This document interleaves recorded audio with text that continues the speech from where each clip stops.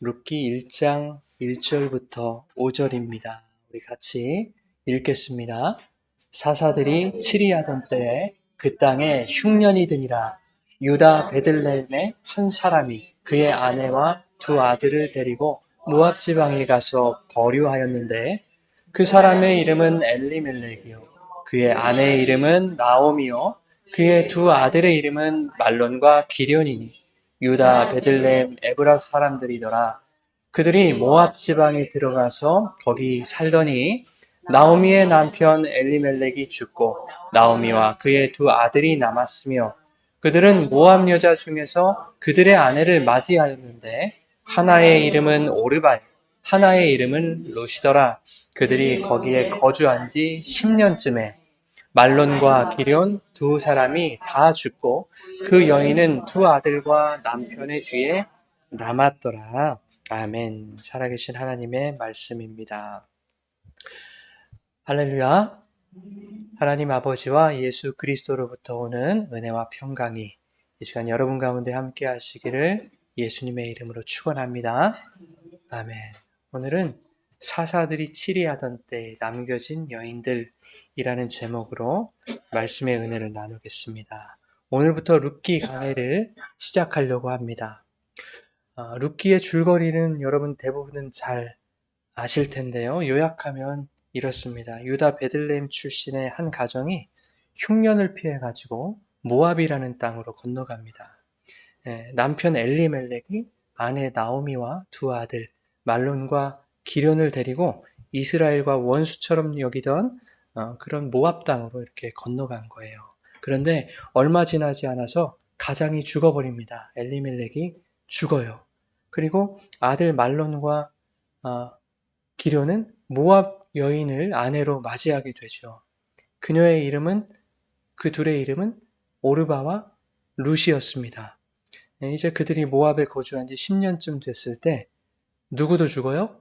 말론과 기련, 엘리멜렉, 나오미의 두 아들마저도 죽게 됩니다. 그래서 이제 시어머니 나오미와 모압 출신의 두 며느리만 남게 됐어요. 나오미는 더 이상 여기서 살아갈 수 없겠다. 고향으로 돌아가자. 베들레헴으로 돌아가자. 이렇게 마음을 먹습니다.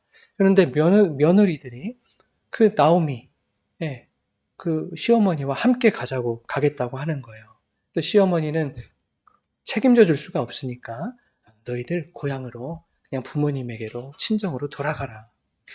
반복되는 시어머니의 권유에 오르바는 눈물을 머금고 친정으로 향합니다. 그런데 룻은 끝까지 시어머니를 따르겠다고 고집을 부리는 거예요. 결국 나오미와 룻이 예루살렘에 이제 도착했습니다. 공교롭게도 그 시기가 추수 때였어요. 추수 때. 모압 출신 룻에게 있어서는 예루살렘이라는 땅이 이방 땅이죠. 낯선 땅이에요. 한 번도 가본 적 없는 땅. 그 땅에서 생면부지의 사람들 사이에서 이삭을 주워가면서 그렇게 정성껏 성심껏 시어머니를 봉양하는 겁니다.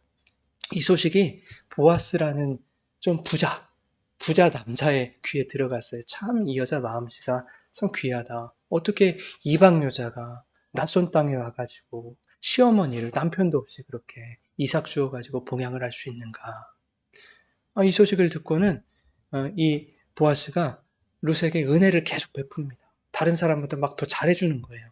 그러다가 보아스가 엘리멜렉 가문에 이 나오미 가문에 기업물을 짜라는 것을 알게 되고 보아스와 룻은 우여곡절 끝에 이제 부부의 연을 맺게 되었다 하는 겁니다. 이제 보아스와 룻 사이에서 아들이 태어나죠. 그 아들이 오벳인데 나오미한테는 이게 손자잖아요. 이제 나오미가 그 손자를 자기 아들로 입양을 합니다. 자기 아들로 입양을 해요. 그래서 아들로 삼고 그 아들을 통해서 자신의 그 지난날의 괴롭고 쓰라린 마음, 눈물과 상처를 위로받는 거예요. 하나님이 그 어두운 마음의 기쁨과 희락으로 바꾸게 하셨다라는 것이 이 룻기의 전체적인 줄거리, 그 내용입니다. 여러분, 룻기 하면 번뜩 떠오르는 게 뭡니까, 여러분? 룻기 하면 고부 갈등에 대한 교훈인가요? 그런 내용으로 많이들 설교를 하셨단 말이에요. 그러니까 뭐 시어머니한테 잘해, 복 받아 이렇게. 시어머니를 버리지 않고 끝까지 봉양했더니 결국 복을 받더라. 뭐 이런 내용은 아닐 거란 말이죠. 성경이. 그렇잖아요. 잘 해야 되겠으나 예. 룻기는 4장밖에 안 되는 짧은 책이잖아요. 그런데도 불구하고 기독교 진리의 핵심이 이 안에 풍성하게 녹아 있습니다. 정말 상상도 못할 그런 이야기들이 여기 담겨 있어요. 인간들이 겪는 고통과 그 괴로운 가운데 인간이 측량할 수 없는 하나님의 섭리가 어떻게 흐르고 있는지를 보여주는 책이고, 하나님의 그 섭리를 통해서 당신의 자녀들을 고통에서 기쁨으로 회복시켜 주시는 하나님의 신실하신 사랑, 하나님의 그 약속을 어떻게 이행해 가시는지, 하나님의 그 거룩하신 은혜, 그것이 담겨 있는 책이 이 룻기라는 책입니다. 그 사랑을 하나님이 어떻게 이루어 가시는지, 그것이 이 룻기의 관전 포인트예요. 근데 그 내용이 뭐냐면, 남편을 잃은 이방 여인 룻이 하나님께서 정하신 법에 의해서 새 신랑을 만나게 되고, 보아스라는 신랑을 만나게 되고, 그를 통해 후사를 얻게 하심으로써 누구를 위로해요? 룻을 위로하는 것이기도 하지만 근본적으로는 남편도 잃고 두 아들을 잃었던 그 나오미, 괴로운 그 마음, 절망 속에서 하루하루 눈물 짓는 그 나오미를 위로하시고 그의 가문을 회복시키시는 그 하나님의 사랑, 은혜가 룻기의 관전 포인트입니다. 그런데 여러분, 룻이 보아스와 아들을 낳죠? 그 관계 안에서 그 아들이 오벳인데, 이 오벳이 누구냐고 하면 바로 다윗 왕의 할아버지더라. 이스라엘 민족이 존경에 맞지 않는 다윗의 할아버지가 보아스와 룻 사이에서 태어난 오벳이라는 아들이었다 하는 것을 알리는 것으로서 룻기가 그냥 끝나버려요. 네. 그래서 이것은 보아스와 룻의 결혼으로 낳은 아들이 다윗의 후손으로 오실 메시아, 예수 그리스도의 출현을 예고하는 것이다. 예고편으로 이렇게 보여주시고 룻기가 끝나버리는 거예요. 이것이 오늘날 우리에게는 무엇을 의미하는가? 당신의 아들 예수 그리스도를 통해서 괴로움과 고난 가운데 절망하며 눈물 짓는 자들을 위로하시고 또 회복시키시는 하나님의 사랑을 지금도 우리에게 하나님께서 이루어가고 계신다 하는 것을 보여주는 겁니다. 그러면 여러분, 룻기의 주인공은 누굴까요? 룻기의 주인공. 룻기니까 룻이라고 하면 저한테 걸려든 거죠. 룻기의 주인공은 룻이 아니잖아요. 그러면 나오미인가? 절망과 괴로움에서 해방된 그 나오미가 룻기의 주인공인가? 아니죠. 아니에요. 그 괴로운 인생들의 회복을 위해서 그들의 삶 속에서 신실하게 역사하시는 하나님 아버지, 그 아버지가 룻기의 주인공인 거예요. 그분의 사랑과 선하신 섭리의 역사를 이 등장 인물들의 삶을 통해서 설명하는 것 뿐입니다. 그러므로 우리 이렇게 생각하면 안 돼요. 이제는 룻이 비록 이방 여인이었지만 하나님을 잘 섬기고 시어머니를 위해서 헌신했더니 거봐라 복 받지 않냐. 그러니까 시어머니한테 정말 헌신하고 정말 성심껏 이렇게 잘 섬겨드리자, 순종하자. 이런 교훈으로 받아들이면 안 되겠다. 잘하지 말라는 얘기 아닙니다. 그런 얘기를 하는 것은 아니다, 성경이. 거기에는 그리스도가 없잖아요. 그죠? 내가 잘하면 복 받는다밖에 없이 그리스도가 없단 말이에요. 그리스도가 없는 이야기는 복음이 아니에요. 성경은 복음을 기록한 책인데. 자, 이제 우리가 몇 주간에 걸쳐서 1장부터 천천히 이 룻기 속에 나타난 하나님의 사랑과 그분의 섭리, 그분의 은혜에 대해서 우리가 살펴볼 텐데, 오늘은 전체적인 거 한번 살펴보려고 해요. 룻기의 배경이 어떠한가 이런 걸 살펴보려고 합니다. 1절 한번 보실까요? 1절? 1절 한번 보여주세요. 1절을 보시면 뭐라고 합니까? 처음에 사사들이 치리하던 때에 이렇게 말해요. 여러분, 사사들이 치리하던 때는 어떤 시대였어요? 사사들이 치리하던 때. 그 이미지들이 있으시잖아요. 우리가 룻기 바로 전에 어떤 책에 있냐면 사사기가 있어요. 그 사사 시대는 뭐가 없는 시대였다 하고 사사기가 맞습니까? 예, 왕이 없는 시대였다. 왕이 없는 시대. 사사들은 왕이 아니었잖아요. 사사들은 그냥 지도자로 보내준 것이고 군사적인 어떤 지도자, 재판관으로 이렇게 보내줬잖아요. 왕이 없었어요. 사사시대의 특징이 있어요. 특징이 뭐냐면 일정한 패턴이 반복됐다는 게 사사시대의 특징이거든요. 어떤 패턴인가 하면 이스라엘이 하나님을 떠나버려요. 우상숭배를 해요. 배교를 해요. 그러면 하나님 어떻게 하셔야 되겠어요? 하나님이 다 참으시지만 이것에 대해서는 안 참으시잖아요. 하나님을 배교하는 거, 우상숭배. 그럼 징계를 하실 거 아니에요? 어떻게 징계하시냐면 이방 나라들을 들어서 치시는 거예요.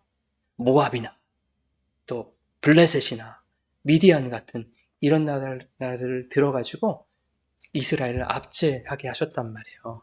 그렇게 이스라엘은 고통과 환란을 당하면서 우리가 잘못했구나. 하나님 용서해 주세요. 이제 그때 정신 차리고 부르짖습니다. 그러면 하나님이 또 그것을 속 좋은 분이라서 그냥 들어주세요. 네. 그래서 사사를 보내주시고 구원을 하시죠, 이스라엘을. 그리고 일정 기간 동안 이스라엘 땅에 평안이 임하죠. 그런데 또 어떻게 돼요? 그 일정 시간이 끝나면 이스라엘이 배교해요. 그리고 또 계속 같은 패턴이 반복돼요. 네. 징계하시고 또 부르짖고 하나님 사사 보내주셔서 구원하시고 평안 오고 다시 배교하고 계속 반복되는 겁니다. 이게 사사 시대였어요. 왜 이런 일들이 일어났을까? 사사기 마지막 장 마지막 구절을 보면 이렇게 말씀합니다. 우리 같이 한번 볼까요? 사사기 21장 25절 시작. 그때에 옳은 대로 행하였더라. 원인이 뭐라 그래요? 이스라엘에 뭐가 없어서 왕이 없었다라는 거예요. 왕이 없어서 사람들이 자기 소견에 옳은 대로 지 멋대로 행하더라. 죄를 범하더라. 이겁니다. 그런데 여러분 이게 일견 동의가 되는 말이기도 하지만 이건 이스라엘 백성의 핑계였어요. 핑계. 왜 핑계입니까? 이스라엘에는 왕이 없었던 때가 있었습니까? 없었습니까? 없어요. 인간 왕 말고. 그렇죠? 네. 만왕의 왕이신 하나님께서 늘 이스라엘과 함께 하셨잖아요. 문제가 뭐냐면 이스라엘이 하나님을 왕으로 여기지 않았다는 거예요. 우리에게는 왕이 없습니다. 그래서 소견에 좋을 대로 행했습니다. 너희들은 나를 왕으로 여기지 않는구나. 이게 큰 문제였단 말이에요. 하나님을 왕으로 섬기지 않는 자들은 내가 나의 왕이 돼서 자기 소견에 옳은 대로 행하는 그런 죄를 짓고 살더라 하는 거예요. 그래서 사사기가 그냥 암울하게 끝나버립니다. 소망 없이 끝나버리잖아요. 왕이 없어. 사람들이 지 맘대로 행해버려. 그런 시대야 하고 끝나버려요. 사사기에 기록된 비극적인 사건들 여러분들 하나 두 개만 떠올려 보시더라도 폭력, 살인, 뭡니까? 납치, 성적인 타락, 그리고 모든 신앙의 체계가 다 붕괴돼 버리고 또 동족끼리 서로 전쟁을 하고 하나만 보실까요? 19장에서 21장에 보면은 어떤 얘기가 나와요? 레위인이 세상에 첩을 뒀어요. 첩을 뒀어요. 그리고 레위인이 떠돌아다니면서 살잖아요. 이것도 문제가 되죠. 왜냐면 하나님께서 이스라엘 백성에게 너희들 11조 내서 레위인들 너희를 섬기는 자들이니까 먹고 살게 해야 돼. 근데 하나님의 그 11조 규례가 지켜지지 않는 거예요. 그러니까 레위인들이 먹고 살 게 없으니까 막 떠돌아다녀요. 그 레위인이 첩을 뒀어요. 첩을 세상에 레위인이. 근데 무슨 일이 있어가지고 그 여자가 아내가 친정으로 도망가 버렸어요. 아버지 집으로.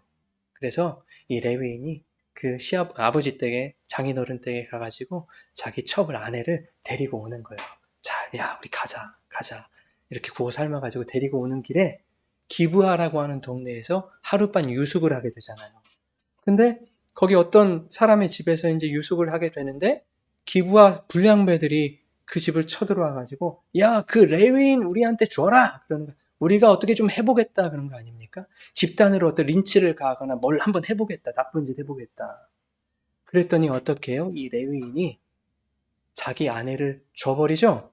그래서 밤새도록 집단 유린을 당하고 그렇게 결국에는 두드러 맞아가지고 죽잖아요. 그런데 거기서 끝나지 않아요. 그 아내의 시신은 어떻게 합니까? 12토막을 냈나고요. 시신 유기도 그런 훼손이 없는 거예요. 그 12토막을 내가지고 어디다 보내요? 12지파, 각 지파에게 보내요. 그래가지고 막 분란을 일으키게 막 그 분노를 일으키게 만들어가지고 이렇게 한 지파를 우리가 쳐 죽이자. 사실 같은 종족이잖아요. 그래서 동족 상잔의 비극까지 일어나게 되는 거예요. 이게 사사시대예요. 이게 사사시대.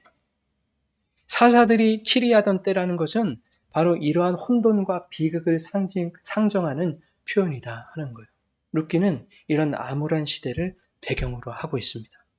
다시 여러분 1절 한번 보세요. 뒤에 1절 사사들이 치리하던 때에 그 땅에 뭐가 들었대요? 흉년이 들었대요. 흉년.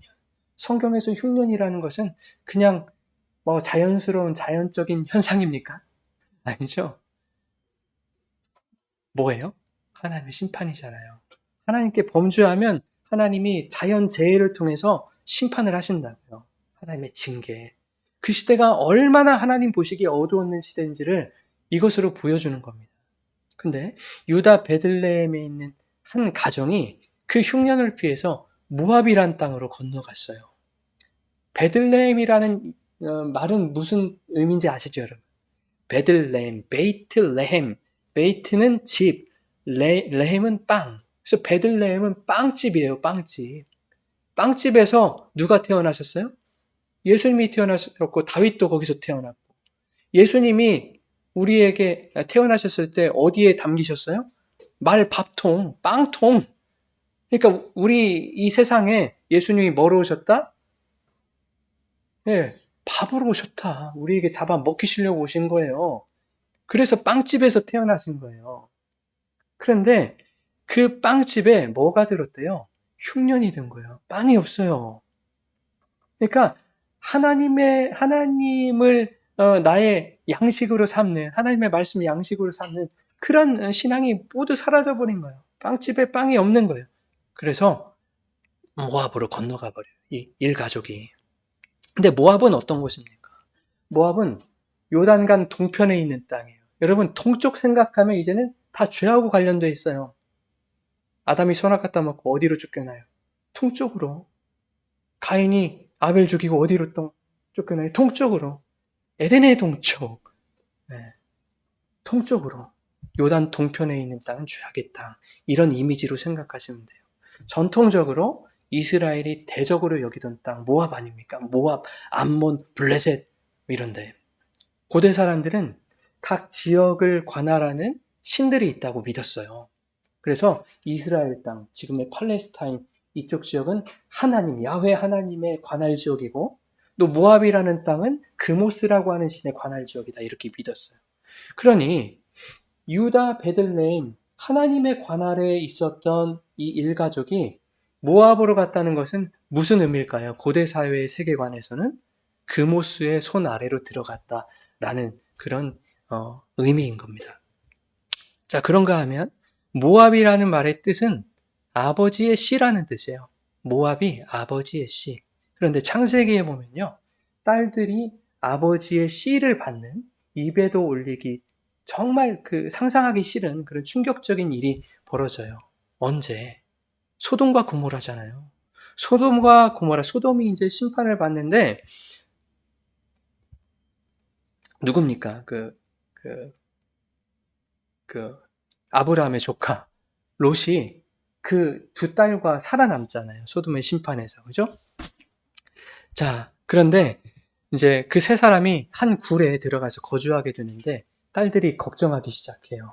야, 우리 이제 미래 어떻게 하냐? 우리는 앞날이 보이지 않는다. 여기서 세 사람이 뭐 해 먹고 사냐? 씨라도 만들어야 될 거 아니냐? 그래서 야, 이렇게 하지 말고 우리 아버지 술 먹여가지고 술 취하게 만들어가지고 아버지 씨를 받자. 그렇게 아버지 동침해가지고 그렇게 첫째가 낳은 아들의 이름이 뭐예요? 모압이에요. 그래서 모압이 아버지의 씨입니다. 아시겠죠, 여러분? 둘째 딸은 누구를 낳았어요? 벤암미. 그 벤암미가 암몬이 된 거예요. 그래서 이 모압과 암몬이 나중에 어떻게 돼요? 이스라엘 지독스럽게도 끝까지 끈질기게 그렇게 괴롭히는 그런 대적이 되지 않습니까? 그런데 모압으로 건너온 그 가족의 가장, 오늘 본문에 모압으로 넘어온 그 가장이 누구냐면 그 사람이 누구다? 2절 한번 볼까요? 앞에 있어요. 이름이 중요해요. 그 사람의 이름은 엘리멜렉이요. 그러죠? 예. 자, 아내는 나옴이고 아들들은 말론과 기련이다. 이렇게 말하고는 뭐라고 하냐면 이들은 유다 베들레헴 에브라스 사람들인데 그런 자들이 모압에서 들어가 살더라. 이것을 지금 고발하고 있는 거예요. 누가 주축이 돼서 가장인 엘리멜렉이 주축이 돼가지고 룻기는 등장인물이 참 중요해요. 룻기의 저작자가 의도를 가지고 이름을 이렇게 붙인 겁니다. 그 의도를 이해하려면 우선 룻기가 언제 쓰여졌는지 우리가 좀 알아야 돼요. 룻기의 배경은 어느 시대라고 했어요? 사사시대라고 했죠? 사사시대에는 어떤 시대? 뭐가 없는 시대? 왕이 없는 시대. 그런데 룻기 마지막 구절을 보면 어떻게 끝나고 있냐면 다윗의 탄생으로 마무리되고 있어요. 오벳은 이새를 낳고 이새는 다윗을 낳았더라 하고 룻기가 끝나버린다고요. 그러면 기본적으로 왕이 있었던 시대에 쓴 거죠. 예, 사사시대라는 시대는 왕이 없었던 시대였어요. 룻기의 배경은 그 시대였는데 이 룻기를 쓴 시대는 적어도 왕은 있었겠구나. 그렇죠? 이것으로 보아 룻기는 왕정시대 이후에 기록된 것이다. 우리가 알 수 있어요. 그렇다면 기록 의도가 무엇인지 우리가 짐작할 수 있지 않겠습니까?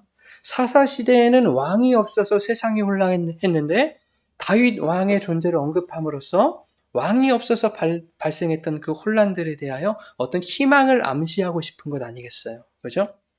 그런데 자, 다윗 왕이면 능사가 아니잖아요. 그렇죠? 다윗 왕도 실패를 했단 말입니다. 역사 안에서. 밧세바를 범하고 밧세바의 남편 우리야, 그 충신 우리야를 사지로 몰아넣어서 죽여버렸다고요. 그러니까 사사시대에서나 나올 법한 그런 흉악한 일을 다윗 왕이, 인간 왕이 저질렀다. 그렇다면 인간 다윗 왕에게서 희망을 찾겠다는 의미는 아닌 거란 말이에요. 룻기가. 다윗의 씨로 이어질 왕. 지금 오벳에서 씨로 이어져서 다윗까지 왔는데 거기서 끝나버리는 거 아니잖아요. 그 다윗의 씨로부터 또 누군가가 메시아가 나올 것이다라는 그 희망을 보고 있는 거죠. 그래서 메시아로 오실 영원한 왕 예수 그리스도를 말하고 싶은 거예요. 성경은. 그런데 구약에는 아직 그 예수 그리스도에 대한 정보가 없기 때문에 다윗의 혈통으로서 메시아를 보내실 누구? 하나님이라는 그 왕에게 우리는 소망을 둬야 된다. 이것을 말씀하고 싶은 거예요. 하나님이 늘 함께 하셨음에도 불구하고 이스라엘이 그분을 왕으로 여기지 않고 자기 소견에 옳은 대로 행한 그 시대가 얼마나 참혹하고 어두웠는가 너희들 이거 깨달으라는 거죠. 급기야 인간 왕을 달라고 너희들이 사무엘서에서 그렇게 때를 써서 왕을 주고 왕정을 시작하게 했더니 결국 인간 왕들이 다스리는 이스라엘 그 나라가 어떻게 됐어요? 남북으로 찢어져 버렸죠. 급기야 아수르에 멸망당하고 유다는 바벨론에 멸망당하고. 야, 그러지 않았는가? 너희들의 역사가 그렇지 않냐? 왕 줘놨더니 우리가 그들의 포로로 끌려가서 오랜 세월 참담한 삶을 살지 않았는가? 그 이유가 뭔지 생각해봐라. 하나님을 왕으로 섬기지 않았기 때문이다. 그것을 기억해야 돼. 이것이 룻기의 기록 목적입니다. 여러분, 그렇다면 룻기는 언제 쓰였어요? 언제 쓰였어요? 아마도 바벨론 포로에서 돌아온 귀환 공동체 초기에 쓰여졌겠죠. 그죠? 그 생고생을 하고 왔잖아요. 우리가 왜 멸망당하고 포로 생활을 했는지, 야, 이제 잊지 말자. 우리 돌아왔잖아. 그 과거의 역사, 뼈아픈 역사를 잊으면 안 돼. 우리는 하나님의 백성이라는 거 기억해야 돼. 하나님이 우리의 왕이심을 마음 깊이 새기면서 정신 똑바로 차리고 우리 그렇게 살아야 돼. 이러한 역사적인 또 신앙적인 배경하에서 룻기가 기록된 겁니다. 하나님께서 어떻게 자기 백성에게 역사하시고 또 어떤 예상치 못한 일들로 우리에게 대한 하나님의 사랑을 확증하시며 또 당신의 구원을 완성해 가시는지를 이 룻기 안에 기록해 놓으신 거예요. 이 하나님의 사랑과 은혜만이 우리를 죄와 어둠과 괴로움으로부터 자유하게 하실 것이다. 그러니 이 하나님이라는 왕을 절대 버려서는 안 된다. 이것이 룻기의 핵심 포인트입니다. 그런데 하나님만을 왕으로 섬겨야 할 베들레헴 사람, 오늘 본문에 이 베들레헴 사람이 다른 신의 그늘 아래로 들어갔다라는 것이 지금 오늘 룻기의 시작 아닙니까? 네. 그런데 그 엘리멜렉이라는 사람의 이름의 뜻이 뭐냐 하니까 나의 하나님은 왕이시다 이런 뜻이에요. 하나님이 나의 왕이시다라는 뜻이에요. 엘리멜렉이. 그런데 하나님을 왕으로 모셔야 할 자가 그 가족을 이끌고 모압으로 들어갔다라는 것을 고발하고 있는 것입니다. 그래서 엘리멜렉의 이름이 등장하자마자 그 다음 구절에 엘리멜렉은 이렇게 살았더라 이런 말 한마디도 나오지 않아요. 그냥 그가 모압에서 죽었더라. 그렇게 끝나버리는 거예요. 하나님을 왕으로 섬기지 않는 자는 그 끝이 죽음이다 라고 하는 것을 보여주는 겁니다. 근데 죽음이 여기서 멈추지 않죠. 그 아들에게까지 옮겨갑니다. 모압 여인과 결혼한 두 아들 다 죽었어요. 어떤 사람들이 이렇게 얘기하더라고요. 모압 여인이 이방 여인과 결혼해서 죽었다. 그것 때문에 심판받아 죽었다. 아니에요. 모압 여인이 무슨 죄가 있어요. 그렇죠? 모압 여인은 남편 잡아먹은 귀신들이 아니란 말이에요. 그들과 결혼해서 남편들이 죽은 게 아니에요. 룻기의 저자는 그 아들들의 이름에 어떤 의도를 숨겨놓고 있어요. 맏아들 말론의 이름은 부림이란 뜻이에요. 부림. 아들의 이름이 그래요. 그러니까 아이를 가질 수 없을 정도로 연약하다라는 그런 뜻이에요. 둘째 아들 기련의 뜻이 뭐냐 하니까 똑같아요. 연약함, 약함, 파멸, 멸망 이런 뜻이에요. 그러니까 무슨 말이냐면 하나님에게서 떠난 그 남자들에게서는 후사를 이을 씨를 얻을 수 없다. 문제는 그럼 여자들이에요, 남자들이에요? 여기 남자들이에요. 그 남자들에게서는 대를 이을 씨가 나오지 않는다. 원천적으로 차단시켜버린 거예요. 이제 남자들이 다 죽었어요. 그 가문은 사실상 끝난 거 아닙니까, 여러분? 남편을 잃고 두 아들을 먼저 보낸 나오미. 얼마나 정말 불쌍한 여인입니까? 먼 타지에 와가지고. 고대 사회에서 남편이 없다는 거 여러분 아시죠? 여러 번 설명드렸으니까. 먹고 살 것도 없단 말입니다. 어디서 뭘 해서 먹고 살지, 어디서 누가 뭐 일거리를 줄지, 그런 게 없단 말이에요. 여자 몸으로 먹고 산다는 것 자체가 그냥 불가능한 시대였어요. 그냥 죽음이었다. 이렇게 생각하시면 됩니다. 심지어 그 시대는 사사시대 아니었습니다. 사사시대. 폭력과 유린과 온갖 위험이 도사리고 있는 어두운 시대. 그런 세상에서 남편과 두 아들 잃었다는 것은 그냥 사망 선고 받은 겁니다. 그런데 그런 나오미의 이름의 뜻이 뭔 줄 아십니까? 기쁨이에요. 희락이에요. 사랑이에요, 사랑. 즐거움. 이게 말이 되느냐. 룻기의 저자는 나오미의 이름을 왜 그런 뜻으로 지었을까? 남편과 아들들이 죽자 자신의 인생은 괴로움으로 끝날 것이라고 이렇게 여기서나 끝날 것이다 이렇게 생각했을 거예요. 그런데 생각지도 못한 이방 출신 며느리가 함께 예루살렘으로 돌아갈 거예요. 어머니의 백성이 나의 백성이, 어머니 하나님이 나의 하나님이 되실 것입니다. 그리고 돌아갔더니 보아스와 결혼해서 가문의 기업을 이어주고 있는 거예요. 사망이나 다름없는 괴로움과 슬픔을 후사를 통해서 기쁨으로 회복시키시는 하나님의 섭리와 그 은혜를 나오미의 이름에 새겨놓고 있었던 겁니다. 나오미, 너 괴로움 아니야. 하나님께서 괴로움의 그 이름을 기쁨으로 회복시켜 주실 거야. 이것입니다.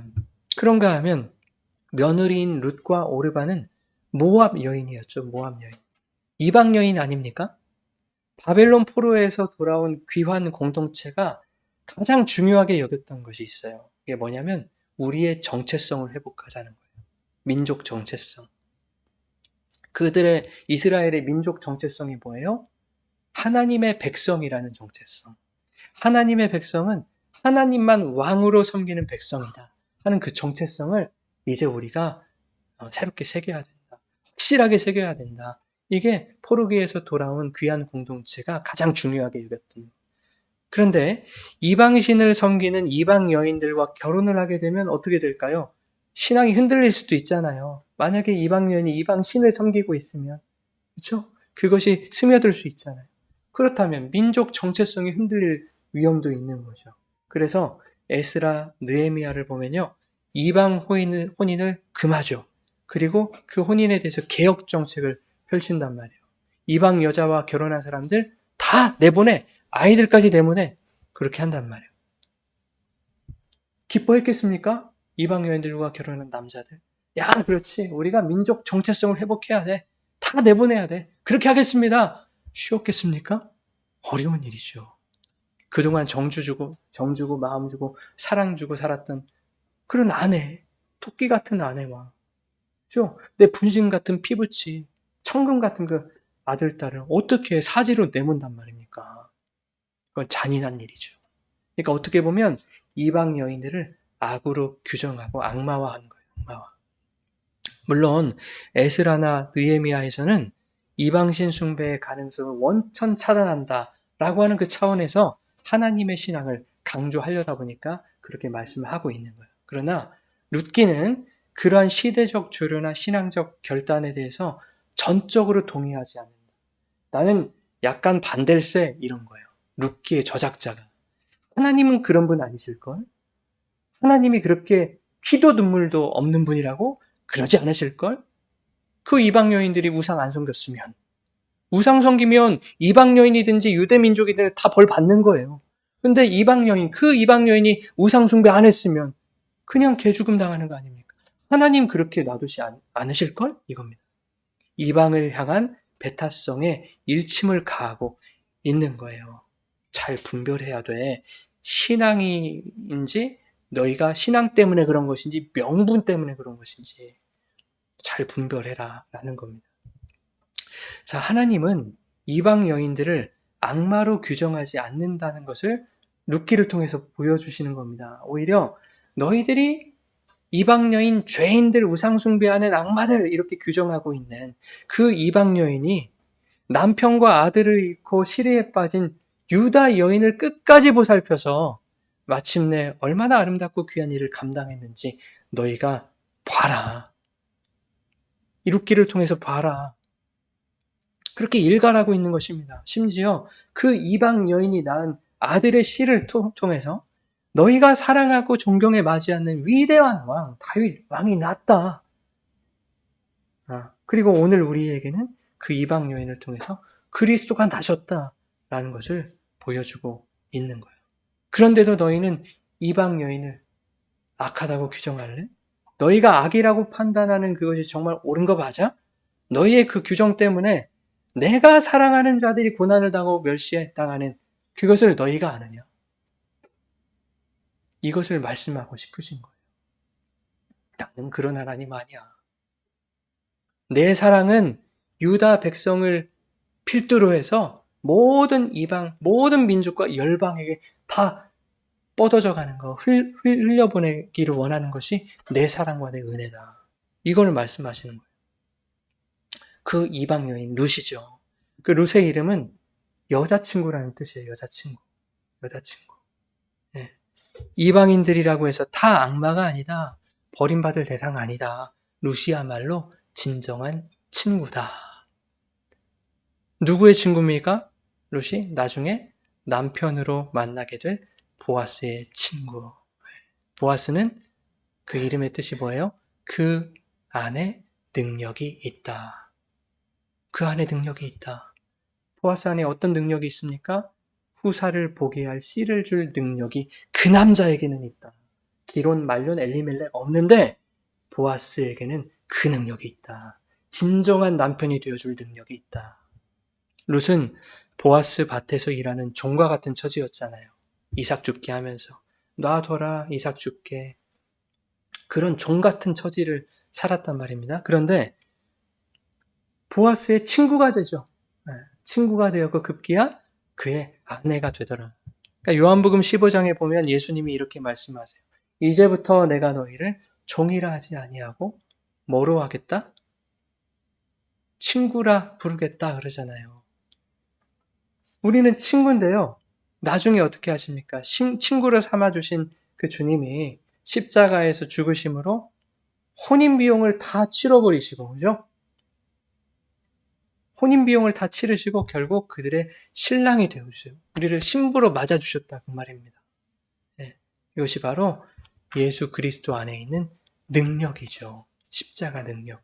그것을 보아스와 룻의 관계를 통해서 우리에게 말씀해 주는 것이 룻기더라 하는 겁니다. 여러분, 이제 말씀 마무리하려고 하는데요.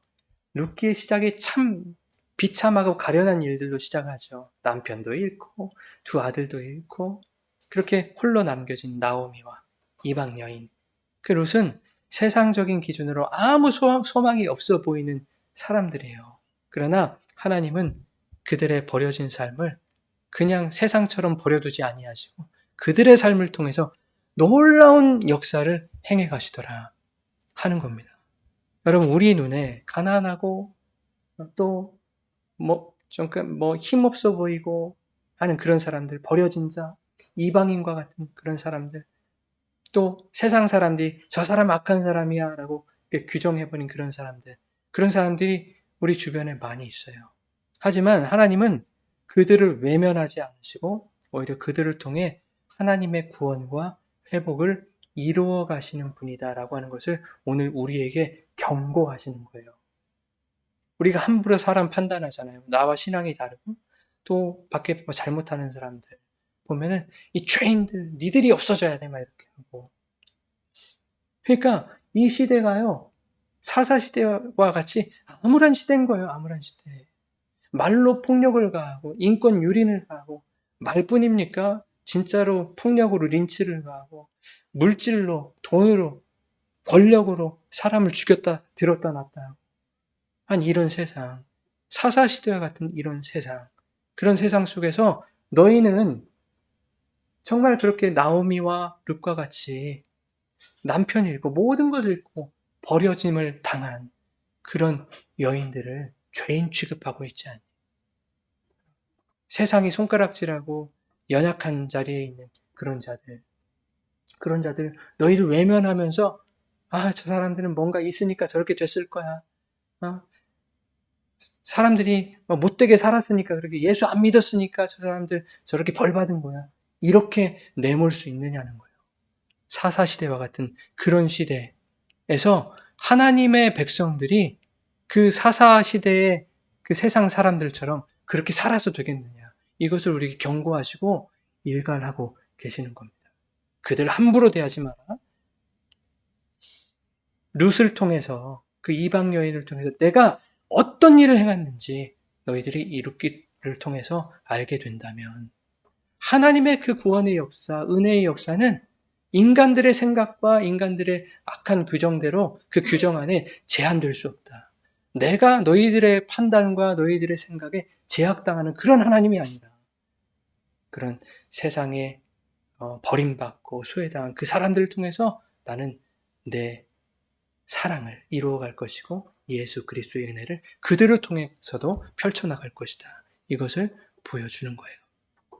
역사 속에 흐르는 그 하나님의 섭리와 은혜는 지금도 동일하게 우리를 붙드시고 또 절망을 기쁨으로 바꾸어 주신다 하는 그런 말씀을 우리에게 보여주는 것이 룻기의 말씀입니다. 그래서 이제 이 룻기를 통해서 우리가 하나님의 은혜, 그분의 섭리와 역사를 배워나갈 텐데 그때마다 우리의 변하지 않는 결단은 이거예요. 하나님만을 우리의 왕으로 삼겠습니다.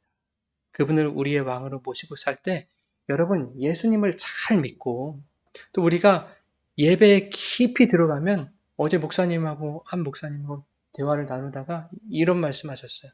예배에 깊이 우리가 집중하고 하나님께 우리의 마음을 열면 누가 보이는 줄 아세요? 그 하나님 안에서 소외된 이웃이 보이는 거예요. 근데 우리만 보려고 하잖아요.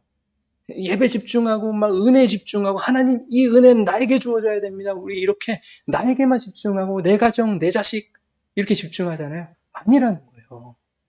예배에 흠뻑 빠진 자들, 하나님의 그 온전한 사랑과 은혜에 흠뻑 취한 자들은 그 하나님의 형상 안에 우리의 이웃이 비춰진다는 거예요. 네. 그래서 하나님만을 우리의 왕으로 모시고 소외된 이웃들, 우리가 악으로 규정해버렸던 그 사람들을 어떻게? 친구로 삼는 거예요. 친구로 품으며 주님의 십자가의 능력을 그들도 의지하며 살아갈 수 있도록 우리가 그런 선한 영향력을 미치며 살아가야 되겠다 하는 것입니다. 그럴 때 우리의 그 흉년 같은 삶이 회복되고 우리 모든 괴로움과 세상에 소망 없음, 그런 절망과 좌절이 벗어지고 주님 안에서 여러분 가운데 온전한 기쁨과 감격과 회복의 은혜가 주어질 줄 믿습니다. 여러분의 남은 삶 위에 하나님의 그 은혜와 평강이 풍성히 임하게 되기를 예수님의 이름으로 축원합니다.